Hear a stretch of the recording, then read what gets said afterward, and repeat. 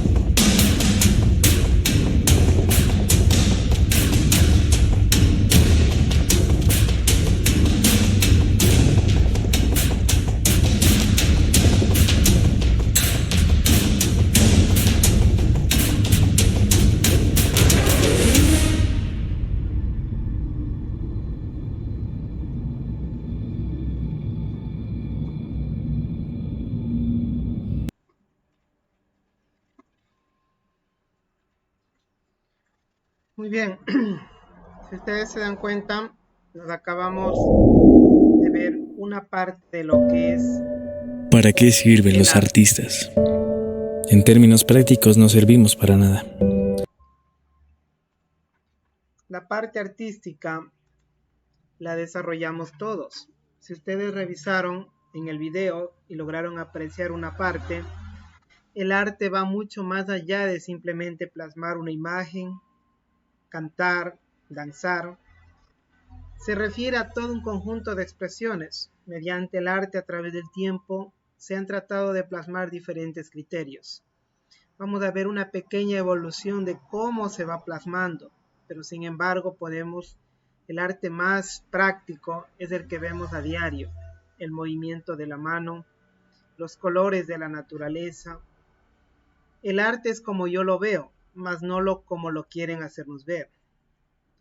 Para mí una pared blanca puede ser simplemente una pared blanca. Para otra persona, esa pared blanca ya no es simplemente una pared blanca, puede simbolizar muchas otras cosas. Vamos a analizar la parte de la prehistoria.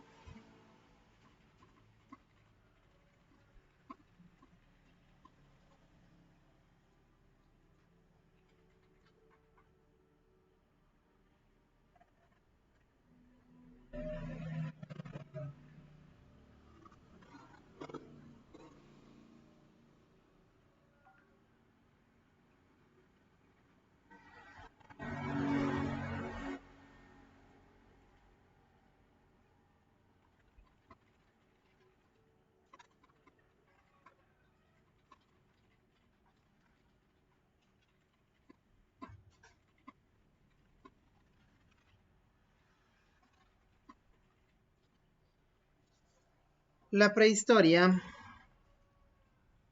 ¿quién no recuerda, aparte cuando nosotros hablamos sobre la edad de piedra? Esta se divide en dos partes, la de paleolítico y la del neolítico. Más que ver la cantidad de letras, la teoría, vamos a ver las características propias de cada una. El arte a través del tiempo se ha plasmado, como podemos ver en la imagen, por medio de diferentes figuras. En este caso tenemos a través de piedras. En la antigüedad, las personas creaban de alguna manera una forma de expresar muchas de sus ideas, pero a más de eso ellos buscaban el campo práctico, la utilidad. Y pues en ese entonces empezaron, dentro de lo que datan los primeros estudios, con utensilios que les permitieran a ellos realizar alguna labor, ya sea por necesidad o incluso algunos se hablan de que lo hacían por deporte. Muchas de estas reposan en los museos y esto nos permite apreciar cómo ha ido evolucionando este tipo de cosas. Aquí podemos observar que ya toman un modelo, ya no simplemente está una parte detallada. Miren ahí, tratemos de observar para ver qué figura logramos interpretar.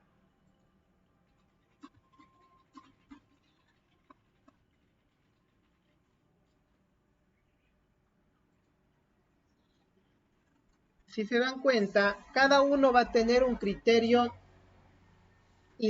distinto sobre esto. Observen de manera detallada.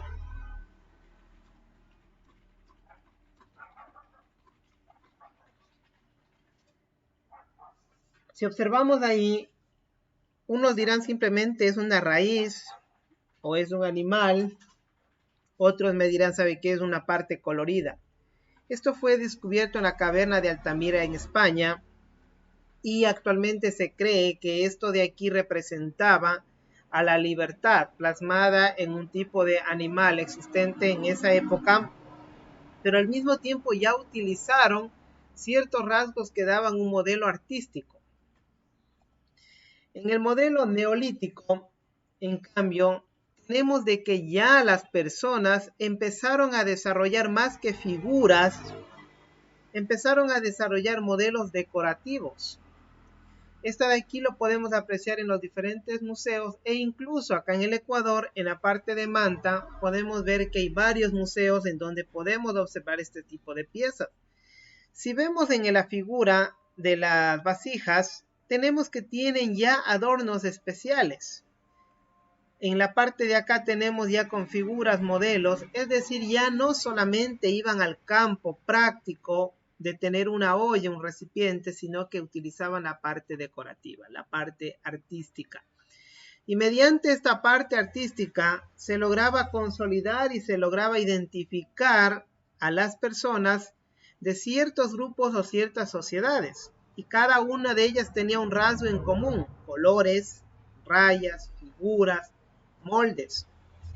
Posteriormente ya nos vamos un poquito más allá y llegamos al 3000 a 1000 años aproximadamente antes de Cristo, en donde inicia ya la Edad de Bronce. Acá sí ya empiezan a tomar no solamente figuras de campo práctico, sino que nos vamos ya al campo estético, al campo de las pulseras, de los anillos, al campo de las joyas, y es donde prácticamente Europa se caracteriza porque se identificaron un sinnúmero de objetos que ya empezaron a moldear. Si ustedes ven en el anterior y el actual, entre el neolítico y la edad de bronce, en la edad de bronce, el bronce fundido se podía moldear de acuerdo a las necesidades de cada uno.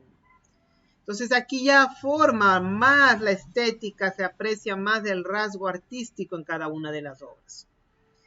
Las culturas precolombinas, en este caso estamos hablando de los mayas, pues también teníamos los aztecas y los incas, empezaron a diseñar ciertas figuras, ciertas construcciones que ya no solamente combinó la parte inicial y la parte secundaria, sino que fusionaron las dos.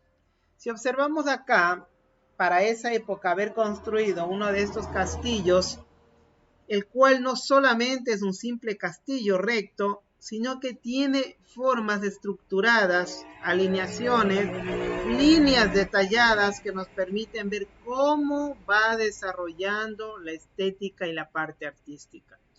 Miren lo que acá nos dice, que los templos eran como cumbres con pirámides truncadas con escaleras laterales y frontales. Además, los palacios no eran habitados y las cámaras eran estrechas, largas y oscuras.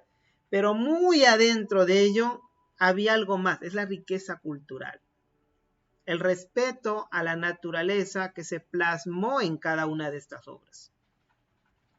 Luego tenemos los aztecas. Los aztecas de igual manera, una de las rasgos característicos dentro del plano artístico es que ellos en cambio combinaron la parte humana de llegar a una expresión máxima, de darles esas deidades como dioses, y estos plasmarlos dentro de la parte estética, artística y cultural. Pero por lo general ellos se caracterizaban, ¿por qué?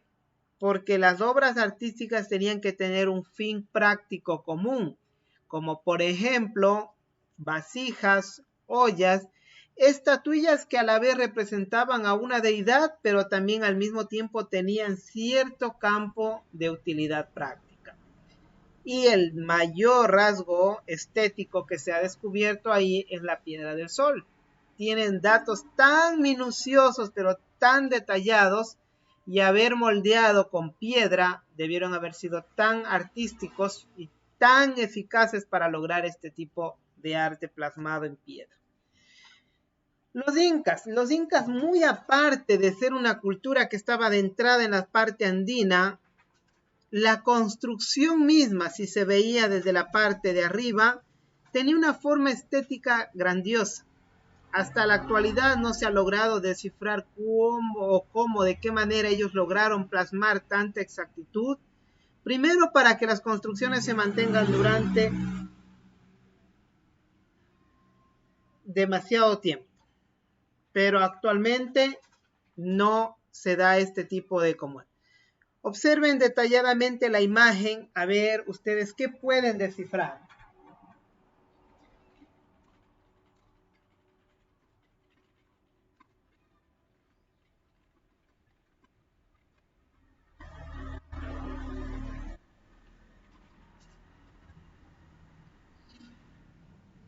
Entonces, lo primero que se nos viene a la mente es el esplendor de la naturaleza. Tal vez la máxima inspiración de ellos debió haber sido lo que es el desarrollo de toda esa grandeza de ese lugar donde ellos estuvieron creando.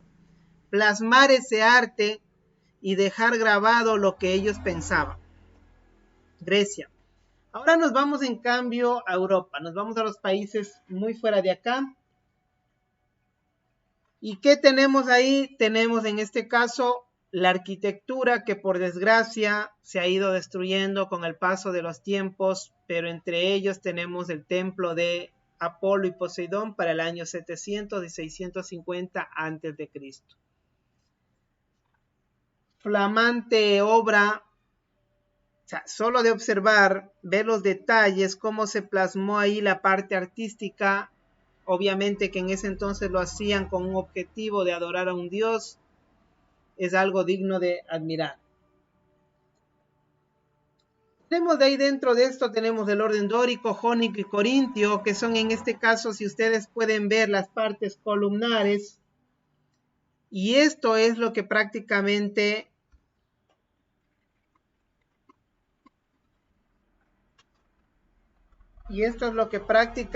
caracterizó a las construcciones de ese entonces. El primero, líneas, se puede decir una parte más ancha, líneas verticales. El segundo es una parte equitativa, pero sin embargo el modelo de la parte de la base y de la parte de abajo tiene más detalles. Entonces cada una de estas cositas como que han ido tejiendo esas características del orden evolucionado a nivel artístico. Los templos tenían grandes columnas. Prácticamente se puede establecer que eran enormes espacios en donde marcaban líneas, y aparte de eso, no solamente era una línea cualquiera, porque si revisamos y analizamos a fondo, podemos darnos cuenta de que cada una de ellas marcaba una época, tenía el mismo patrón, y cada espacio que se ha ido observando tiene una secuencia tan pero tan exacta. Esto puede considerarse que son maravillas prácticamente que han resistido al tiempo, y en ese entonces debieron haber sido joyas enormes de la arquitectura. Tenemos ahora los grandes edificios. El que más conocemos de actualidad es el gran edificio del Coliseo de Roma. Para ese entonces eran utilizados como campos de lucha de animales, de gladiadores, pero sin embargo, mucho más allá de ello, nosotros nos vamos y nos orientamos a ver la grandeza artística, cómo los detalles que se han ido destacando a través del tiempo, el hombre ha plasmado ese arte, ha plasmado esa idea dentro de una construcción.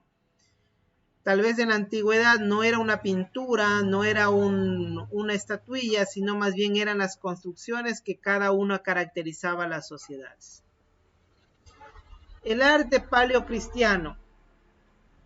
A fines del año 1 hasta el 313 después de Cristo, empieza otro tipo de arte. Nos vamos mucho más allá, en donde ya empieza la pintura dándole un aspecto cristiano, pero sin embargo detrás de ello también había la expresión propia de las personas.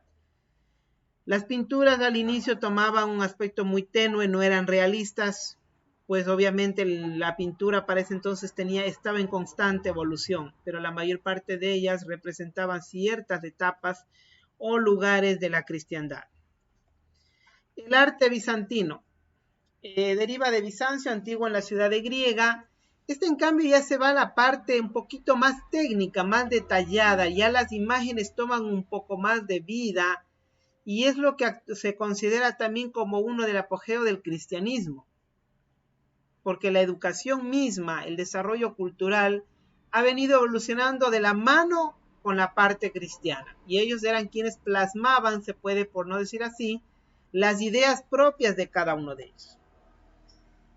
Y las iglesias, prácticamente acá en el Ecuador tenemos una joya de iglesias, unas joyas arquitectónicas donde está plasmado este arte europeo. Líneas, curvas, espacios que delinean, detallan, formas, y este arte es algo tan grandioso de comprender lo que cada autor trató de manifestar dentro de estos procesos. Miren, acá tenemos las arcadas de medio punta, tenemos los capiteles decorados, y yéndonos un poquito más cerca, en la parte sierra, quienes han visitado Quito, Latacunga, Ambato, Riobamba, podemos observar construcciones enormes, y los detalles con los que son armados, cada uno de ellos, son tan grandiosos, o sea, asombrosos para la época. e incluso en la actualidad.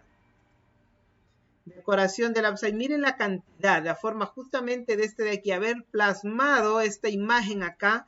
Si ustedes pueden, consulten en YouTube o busquen en internet sobre los edificios europeos, especialmente las iglesias, la Capilla Sixtina, donde hay lugares que se han conectado a veces hasta en 300, 400 años. O sea, ver esa maravilla de construcción nos permite valorar lo que es en sí la parte cultural. El arte románico prácticamente es el que ha prevalecido. Tenemos acá, en este caso, en Roma, donde reposa el Papa, que son construcciones enormes, construcciones que prácticamente nos dan a pensar y nos dan a ver la cantidad de cosas.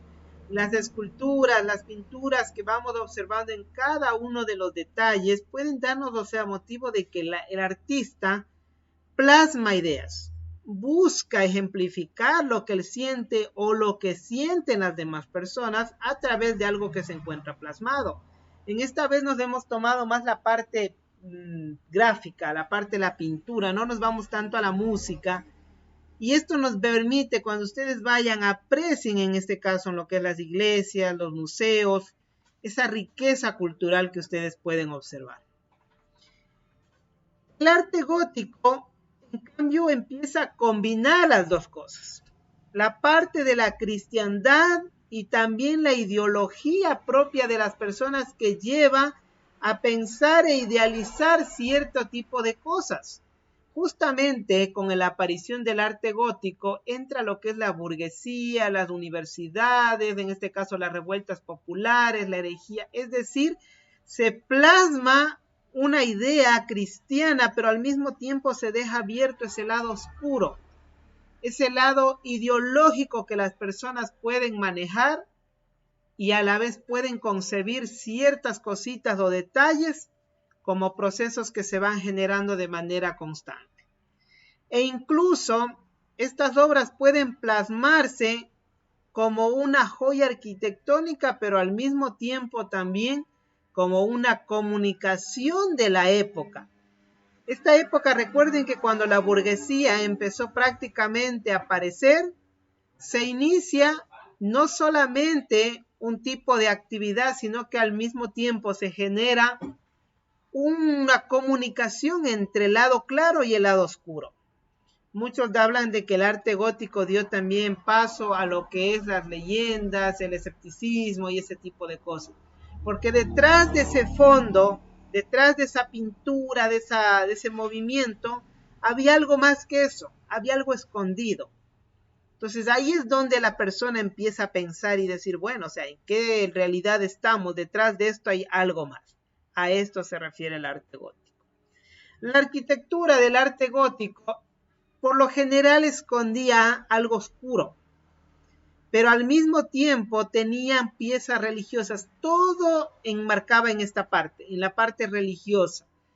Se caracteriza porque habían partes ovaladas, ojival, bóvedas, vanos sobre muros, pero siempre conservaba ese lado oscuro, ese lado que le da a pensar, que dice a uno, bueno, no es solamente la imagen que veo, sino que va mucho más de la imagen, veo algo más allá, un paso más de lo que puedo ver. Dentro de esto también tenemos caracterizaciones de escultura, pintura y pasamos al Renacimiento, en donde te deja un poquito la parte cristiana y empieza ya a tomar otro rumbo con este tipo de arte. Miren, si observamos acá tenemos, resurgen antiguas formas arquitectónicas, es decir, se deja a un lado, no totalmente, a un lado la cristiandad y empieza a formar un poco la estética, a dar ideas propias. Es decir, se combina la parte religiosa y también al mismo tiempo la parte estética de cada una de las obras que se van realizando. Esto permite concebir también al arte como algo que va renovando. Tratemos de observar las líneas detalladas de la construcción de abajo para poder valorar lo que es la riqueza artística.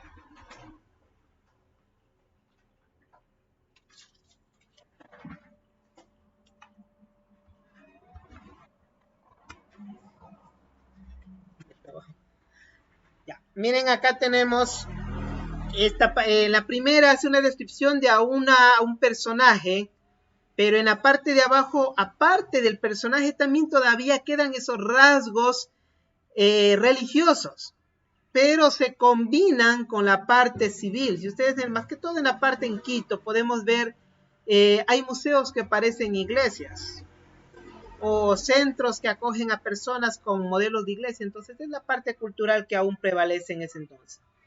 La música también se aísla un poco, empieza a tomar espacio la religión del arte y existe ya una parte, ya hay el criterio propio, las universidades, los centros culturales empiezan a tomar arte y las personas empiezan a crear su propio arte, no alineado estrictamente a la parte religiosa. Luego tenemos el arte barroco. El arte barroco, en cambio, ya va más allá. Este ya no se centra solo en la pintura. Acá ya va lo que es la arquitectura, la danza. Empieza en la parte europea y aparecen ya lo que son ciertos rasgos como lo que es entre la realidad y fantasía. Combino las dos cosas y pues creo algo que me ayude a expresar mis emociones. Y esto es lo que nosotros podemos observar en las construcciones que ya toman colores, formas y cada uno expresa lo que realmente quiere pensar. Las esculturas son más detalladas, aparecen rasgos tan propios. Si observamos ahí la éxtasis de Santa Teresa, vemos que los rasgos toman tanta naturalidad y en parte es porque ya existen ciertas pinturas, ciertos tallados, ciertas técnicas para moldear rasgos más realistas. En los cuadros aparecen ya no solamente la parte religiosa, aparecen también mitologías combinadas con las actividades cotidianas. Es decir, ya empieza a resurgir lo que conocemos en la actualidad. Ideas que el autor debe plasmar y no solamente regirse a lo que le indica una línea. Francisco de Goya empieza como uno de los máximos expositores del dramatismo y al mismo tiempo también del horror, porque él descifra o él empieza a plasmar cosas irrealistas, pero si vamos a lo práctico, era lo que él simplemente quería hacer ver la realidad de las personas. Por ejemplo, miren, tenemos en la primera parte a una mujer pintada y tenemos en el segundo lado a un hombre arrancando y devorando una mujer. ¿Qué es lo que él quería hacer ver con esto? Que la realidad era que en ese entonces a la mujer solo se la utilizaba con ciertos fines y podían quedar aisladas. Cosas así empezó a tomar y utilizó el rasgo negro como algo esencial. Posterior a ello tenemos el romanticismo. El romanticismo es la época en donde puede que suene tan bonito, pero al mismo tiempo las personas se dejaron llevar por ciertos rasgos que hizo y empezó a tomar forma para expresar lo que cada quien pensaba, pero se dio bastante a la parte de los suicidios. Es decir, las personas dejaron ya a un lado todo lo religioso y empezaron a crear su propio yo personal. Dentro de esto tenemos acá en el Ecuador a Dolores Veintimilla de Galindo con su poema Quejas. Traten de consultarlo, léanlo para que ustedes puedan darse cuenta cuál era la letra, qué magnitud, o sea, qué es lo que comunicaba. Por lo general se caracteriza por la desdichez, tenemos más en la parte de Europa, pero también tenemos acá en Ecuador. Miren, aquí tenemos tres pinturas del romanticismo, la balsa de Medusa de Eric Kaul, el caminante ante un mar de nieblas de Gaspar, David Friedrich, la ruina del Dena de Gaspar, y cada una va ya no solamente se orienta a la religión, va a crear el abandono, el pensamiento, las guerras, y aparte de eso nos invita a ver un poco más allá y decir, bueno, o sea, no solo estamos aquí, sino que vamos un poquito caminando más allá. Rasgos propios del romanticismo. El realismo surge a mediados del siglo XIX y este en cambio es una reacción frente al romanticismo. Es decir, que acá ya nos vamos con tintes más para lo que es la parte económica. Es decir, ya no solamente quiero expresar emociones, sino que quiero ver algo que la gente quiera ver. Y uno de los cuadros que se presentó es La mujer en las olas de Gustave Courbet, y así tenemos otras obras que se fueron presentando. Es decir, ya se orientó el arte a la parte económica, a la parte industrial. Luego venimos al impresionismo. El impresionismo, en cambio, trata de destacar, de impresionar a las personas, pero aparte de eso, con luminosidad. Dejamos de lado opaco y empezamos a utilizar también la parte colorida. Empezamos a ver un poco también de alegría y no solamente demostrar lo que yo pienso, sino lo que yo puedo vender, lo que yo puedo comunicar. Impresionismo, acá ya llega, nos vamos más allá, dejamos los paisajes, los colores y nos vamos a la parte de lo que yo quiero comunicar y sin importarme lo que las demás personas piensan. Para muchos este cuadro es algo tan mal pintado, para el artista es algo enorme, algo asombroso. Acá ya viene lo abstracto, es decir, algo que realmente no puedo ver pero puedo sentir. Yo puedo decir que para mí este cuadro es lo mejor del mundo, para la otra persona será lo peor. Es lo que yo trato de comunicar. Esto es en cuanto se refieren a cada una de las partes que hemos visto del arte expresado de manera estructurada. Ahora, ¿en qué consiste la tarea? La tarea de ustedes consiste en realizar un resumen de cada una de las etapas que hemos visto. Van a ver acá en esta diapositiva, en esta explicación que les he dado, aparte de eso va a estar cargado el material. Entonces este material ustedes lo pueden leer, analizar y al mismo tiempo plasmar en la hoja. Van a hacer un resumen que no pase de las 2 hojas. Utilicemos de manera adecuada lo que son la estética. Si lo hacen a computadora, el tamaño es 12, justificado y la letra en Times New Roman. Si lo hacen a mano, háganlo de manera adecuada, trabajen con el diccionario. No es solo un resumen, no es solo copiar. El resumen es ver lo que yo entiendo. Entonces, coloco el temita. Aparte de que coloco el tema, coloco en la parte de abajo el resumen. Y completo máximo 2 hojas. Estas las suben a la plataforma y con eso hemos culminado lo que es la parte de educación cultural. No se olviden que deben presentar antes del 10. Esta es la última materia que tenemos dentro del desarrollo de actividades.